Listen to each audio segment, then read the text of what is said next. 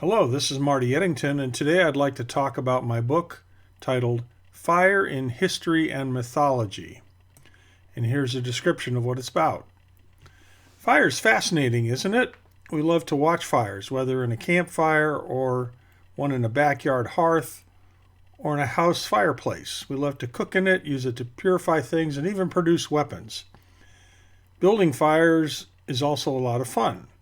What a rush to start a fire from sticks and fire starters that you put together and then watch it burn. And what about cooking s'mores as a dessert with your friends or family? There are also a lot of methods to start a fire. Fires also protect us from wild animals. Even the largest predator doesn't want to go near a fire. They're scared of it, and for good reason. There are also many legends of fire beings, from the fire-breathing dragon to the phoenix, which burns to death and is reborn out of the ashes. Fires have also destroyed many cities in history, as well as wildfires, which can destroy huge areas of land and properties on it. These fires led to the development of fire departments.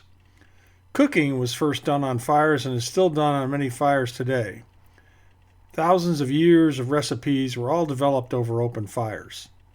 There's also poetry written about fire. I've included some near the end of the book.